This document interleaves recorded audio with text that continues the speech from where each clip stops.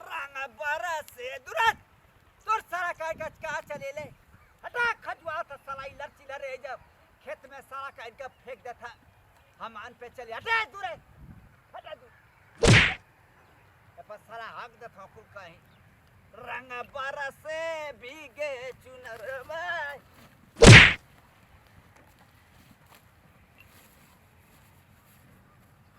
इलाम कोनो देखला ना ना रे को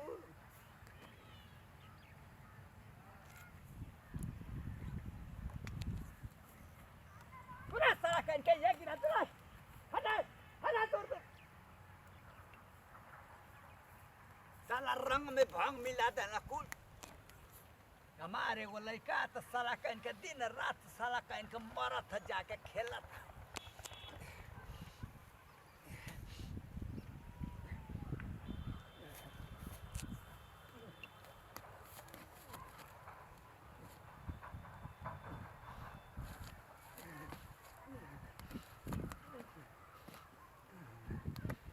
करे मैया आवे भगवान के होके ऐसा लड़का ना दे वही कोखिया में मर जाए साला जन्मनी की पुरनिया के हो खत्म हमार सारा गोजी का बनी का बनी खुद लकड़ी हो गई नी साला करी खाई हम अब मोटाई होके साला के ये करे मैया तो ठेहुना टूट के लगा था जब हमके ना पता रहे का सब्जी नहीं के जितना बा उतने में भुजिया बना देता नहीं ओ अरन बिया काम अरन बिया हो बुजी नहीं खाना रही भैया बाबू ना वा ना बाबा हां बाबा बाबूजी ना आई घर बा गोइल बनी का जे घास उस कोड़े जाए केहू के घरे दुआरे बाप जी बाबूजी अच्छा जी लगावत बाड़ू बतावा कितना संस्कारी में हरारू बाड़ू आ तो दिन भर अथवा खचा खचा चलते रहो भौजी थकालू नहीं थकाई तो जा काम चली बताओ। देहात के औरत दिन रात कमाए करेली तो निक लागेली तो ना के जे नौकरानी नहीं खे घर में हमारा ए बबुआ और कुल में हरारू के घरे जाए देखा तो खाए खाए एक थरिया सुतल रहियो अरे तो और केहू का करत अभी हम थोड़ी ना जिम्मा ले बानी जब देखा तब तो अपने ससुर की सेवा पानी में लगले रहलू अरे बाप रे ई बात कोई लोग हमारा से कह देलस तो ई गलत कहेला लोग देखेला तो पता है ससुर के सेवा कइल ना एगो पुण्य के काम होला हां आ सोच ल कि मार तीर्थ धाम मंदिर उठ के चल जाता लोग आ शिकायत बतियाव चलता सास ससुर के खाना नहीं के दे तो वो हमारा में बुद्धि ना आई ठीक ना लेकिन ई बतिया तू ना सोचत हो कि हमार सास ससुर हमारी खातिर कुल हम और कुल सोचता ही नहीं हमार कम से कम ससुर तो हसे तो आगे कुल सीखे सीखे या ना सीखे हमार तो ससुर देवता 10 गो मंदिर आप धाम कइला के का जरूरत बाटे हमार ससुरे घर में धाम बाड़े काहे ना करो ई बात तो सही कहत ससुर देवता वाले की तो मर्द पिया कर निकल गलना सेड़ी बाल ना का करबो ए बबुआ एगो रहन इतना प्यार से बाबूजी पाल देलनु कि एगो एगो आदमी सोच के लड़का के प्यार दुलार देता उ लड़का सर पे चढ़ जाता सर पे चढ़ जाता अब का करबा चाहे दुख चाहे सुख ससुरे में नु झेले के बाद थोड़ी ना गुजारा होई जहाँ दूसरा के घरे दुआरे मायके में जाई त नैहर बस बियाह हो गईल दुखी या गरीबी कुछ कॉल पढ़ लो भौजी ए बाबू हम पढ़ल ना आयो 8वां 9वां तक पढ़ल है का 8 9 ले बतावा तू 8 9 ले पढ़ के इतना समझदार बाड़ू यहाँ कुल बीए बीएससी कह के पॉलिटेक्निक कह के एमबीबीएस कह के घर में सुतल बानी सो खाली रील बनावती सो जब देखा तब रील बनैया को उन्हन के तोरी मत संस्कारी दिमागे में नहीं आवेला कि हां तनी घर में तनी खाना बनाई है ज्यादा जेका जितना संस्कार आवेला जेका जितना बुद्धि आवेला उतना करेला पांचों अंगुरी एक जैसा नहीं खेनु हमारा खातिर तो हमार देवता और 10 धाम हमार ससुर बाड़े बतावा क्या तो सोच बा भौजी का सोच बा ऐसा नहीं हम के मेहरारू चाहते एकदम तोहरी मत समझदार ईमानदार दिमागदार जीवन हमारो सेवा करे आ बोबो मतलब हमारी पोपो का सेवा करे ना नसीब वाला के मिली नसीब वाला के मिली आ गईनी बैठा हो बाबा बैठा बैठा चैन से रौरा बैठल लेके जाते ठंडा पाला में कि उठा के हंसुआ चले तनी घास गले बतावा ना बूढ़ पुरानिया हो के कैसन हो बैठा था है कुल देखा हटा ठेहुना खुदे गिरा रनिया का जी को त हूं गिर गई ना फूल का वहनिया वहनिया आही ए दादा एक एक कैसे बैठे रे भड़वावा के रे आही बा शेरवा के ऐसे ना बोला निकल घर सारा उजारू कर का झगड़ा लगाइले उजारू निकल बप्पा नदी नदी ए बाजी हम कुछ गलत नहीं हो ना जी हां तू गलत क्या बेरे हम कुछ गलत ना करने लगी गुल्लो हमके गलत काहे समझ अरे बटिया ए जे घाव लगल तो जे का चुम्मा चाटा थे रे ए जे घाव लगल ए हो दे लागल बा बाबूजी रोरा गिरल बन त बुझात नहीं पूरा दूर और लगल आई हो हरामी कहीं गिर गइला का बाबा निकाल चलो निकाल साथ हटिया से ठेवना खुद दुखाता निकाल लिया से साला बैठा के नेपुल के कांदे फिर नेपुल पी लेती घरों में ए बाबूजी ना आई कुल बोलल जाला हम घास घड़े गई रहती नु है बताई छील छाल लेता नी हटे दुखाता कहो ए पेनी ए भौजाई का हजी बोली ले जा साला भौजी के पीस के पी ले जा चला चेरवा चला करे सता पीस के पी तो के जा या तू रह बात तो या ई कुल ना बोलल जाला बुढ़ाई बनी तो बूढ़ आदमी ना बोलेला शोभा ना देला शोभा ना देला शोभा तो तू बता तू नान में टका देथे कानी आंख मार ले लिए ओ रामा आई और राम का देखा तो जब मरबू तब राम देखी नहीं रे बाबूजी खुद ठेवना दुखाता चर ढांड ने गिर गई नहीं हां ढाई देना गिर गईया सहकाली और सर पे चढ़ा ली उ पी पी के कहां घुमा चलता भी हो त बोलत रहन कि तार मर्दा बेवड़ा हो गई बाटे आ उ घसिया लेतन त ना निक लागी त एगो चल जाता नहीं सुन ली हम घर में करते नहीं हम बहरियो अब निकल के करब हमके शिकायत नहीं के लेकिन रौरा नहीं खा जाएगा आज के बाद घास गढ़े खुद गोड़ दुखाता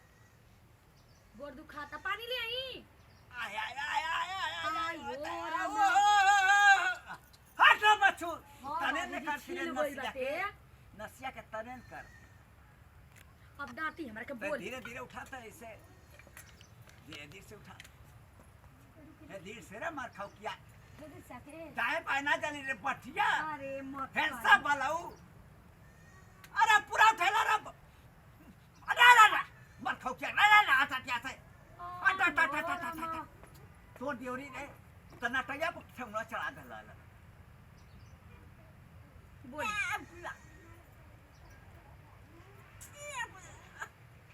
हे भगवान ठंडा पाला में तोनियो मनी चोट लगेला तो बहुत दुखाला लोहा में तीन मूर्छा गल रे जरा ठेवना कड़ा कुड़ुक बोला करे करैली माटी से बाहर रगड़ के धो ले ककई से जार ले त नाही एक खाच ले रूसी त जितना तू रूसी या ढील ना निकाले थे उतना तो मार बोला थे कर कर कर कर कर कर कर कर के तनी चिल्लाले रे ए बाबा कफुआ जब देखा तब तुमको लौटते रहना सब फुआ भतीजा आ तो उ चियारू तने नाव ढंग से लेल कर जले बताइए को बात बाबा लिया तो ना घास आ डगला के कच कहां गिर गिरा को टंगरिया टूट गल ओ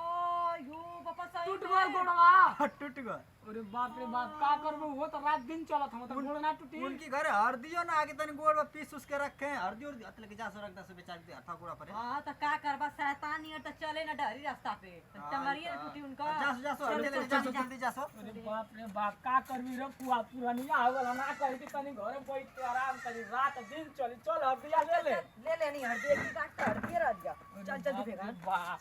आ बात अब चपक के रे घटना हो गलो पुआ तू बुढ़वे टूट गल अरे अब आज के बाद घर से निकलल राउर बंद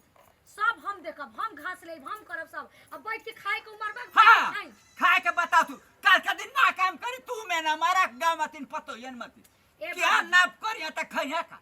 देवता निहन काम पूजे के करती तब तोरे खातिर मुलायम है नहीं तो तू कहिए लखे दिलो तू ससुर के ए बाबूजी ऐसा हमार संस्कार ना ह। देवता निहन पूजे नहीं हम काहे कैसे बोलब जी रौरो जा बाप रे बाप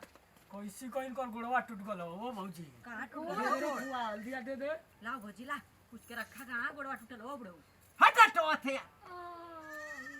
ई कैसन हल्दी देतर हो के आदमी मंगल अरे तू मंगल गली लिया अरे ओ चियारू भैया जाके हमन से कहत हमें ना कि बूढ़ो को गोड़वा टूट गल हरदी लग जा स ओकर गोड़वा टूटी जा एक सही मुंह में से कह आवेला रे तरे नलक नलायक बारे उठ घर में फोरत रह जी साला नवाया ला कुछ अलग बतियाओ छ अलग बतिया के चल गल कथ गोड़वा टूट गल हरदी मांगत हां ये तो कहत रह कि गोड़वा का टूट गल जल्दी जा सो हल्दी ले उनका टूट जा हमार ससुर के काहे गोड़ तुरत रहन ओ साला का टूट जाए वो हरामी का टूट जाए हरामी का इनका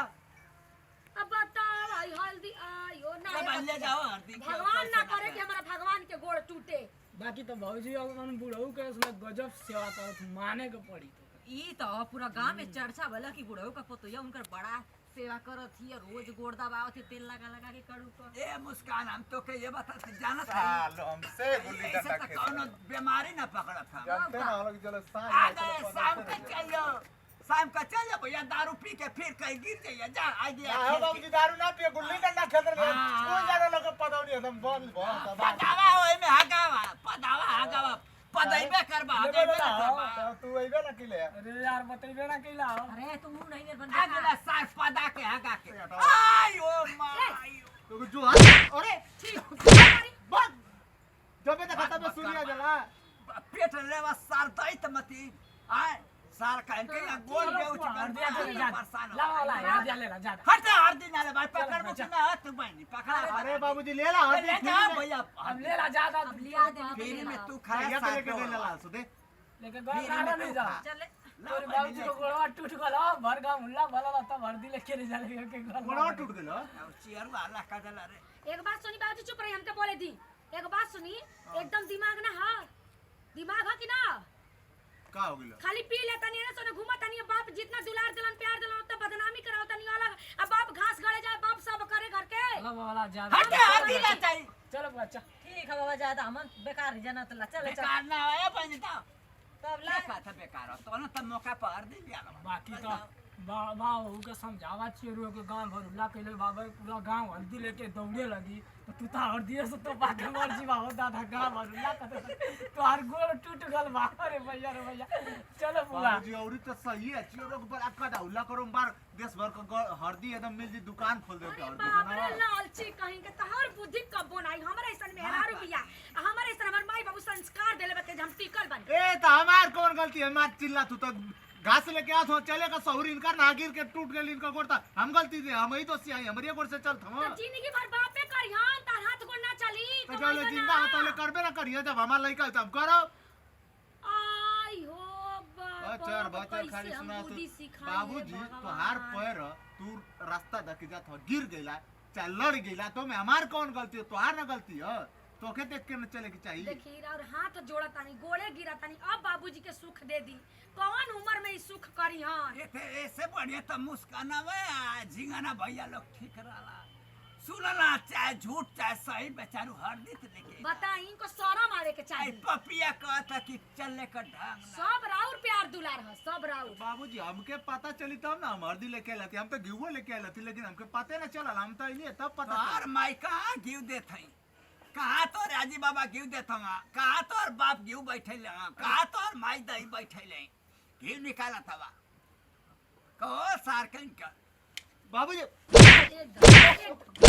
नंबर के काम ई रौरा लइका ही अब बड़वा सही हो गइल मारे खाती के हटे हटे नहीं बटिया तोरे ऊपर चढ़ के दू चक्का लगा दे बाटे अब जाए दे बचा रे तू हमारा आगे मारी बाबूजी मारी आई गलती हो गेल जा जा माये के लगले भैया हटा दे यहाँ से पिटवा दे बनू आई ए कहीं डंडा में रोला लेकिन हमके मरना होता ना तारे चलते रोता नहीं फुकाउनु कहीं के ना कमाए के ना धंधा करे के ना कुछ एक रोटी तोड़ के घर में भैंसा होता रहा नमस्ते प्रणाम सभी भोजपुरी समाज के पैर छू के प्रणाम और हमनी के बीड़ी कॉमेडी गुरवा कॉमेडी चैनल में आप सबको रोज ऐसे हंसे हंसाए वाला शिक्षा वाला और इंटरटेनमेंट वाला वीडियो देखे के मिली तो आज के वीडियो तो आप लोग देखबे कि नहीं भैया कि हमारे बाबूजी खेत में काम करते रह घास गढ़ के लेके आवत रह और हम मेहरारू घरे काम करते रहिए और हम एगो ऐसा लड़का नलकी घर में रहनी है कि हम खाली आवारा नहीं और घूमत रहनी है खाली खेले में ध्यान रहा घर के काम में तनको ध्यान ना रहा तो हमनी के वीडियो बनौला का मेन मकसद ये भैया कि अगर आप घर में बड़ जेठ बानी चाहे आप घर में मौजूद हैं घर छोड़ के कहीं बाहर विदेश प्रदेश ना आई तो घर का जिम्मेवारी समझी ना कि हमारी नियर बस घूमे में अपन पूरा समय बर्बाद कर दी और खेले में अपन पूरा टाइम बर्बाद कर दी बल्कि घर का काम करी जल्दी उठी घर का काम पूरा खत्म करके थोड़ा सा अगर खेले का मन करता तो जाके खेलनी ताकि केहू देखे भी तो कहे कि नहीं फलाना का लड़का बहुत बढ़िया अपन घर का काम करेला अपन माई बाबू का सेवा करेला ना कि हमारी नियर घूमी आवारा नियर की जे देखे थे कहे कि फलाना का लड़का तो बहुत आवारा गाँव में जनते बाड़ी कि ऐसा कहे वाला तमाम लोग होला तो ये चीज के ध्यान दे ऐसा गलती ना करी और वीडियो में हमन से कोनो भी गलती भेल तो अपन छोट नाती पोता बेटा समझ के माफ करी छोटका भैया बड़का भैया गोड़ छको लगते वीडियो में तो आप लोग देखबे गए नहीं कि कैसे का चारू भैया मान जब बताई ना फिर भी हमन का दुश्मन ना लेकिन हमन के पता चला लेकिन उनकर गोड़ टूटल तो कैसी हल्दी लेके दौड़ के नहीं जाता ऐसा आपे लोग करे के चाहिए चाहे दोस्त हो के चाहे दुश्मन अगर पता चला है कि मुसीबत में है तो दौड़ जाए के और जन वीडियो हमसे गलती भले अपन छोट नाती पोता बेटा सोच के माफ करिए और का भैया और जैसे का प्यार दुलार आप सब हमनी के पूरा टीम पर बनौले बानी भैया वैसे ही प्यार दुलार हमनी के प्यारा सा चैनल बीड़ी कॉमेडी गुरवा कॉमेडी पर बनौले रही जाओ रेजे से दी जा विदाई अगले वीडियो में आप लोग से फिर मिलल जाए जय हिंद जय भारत जय भोजपुरी।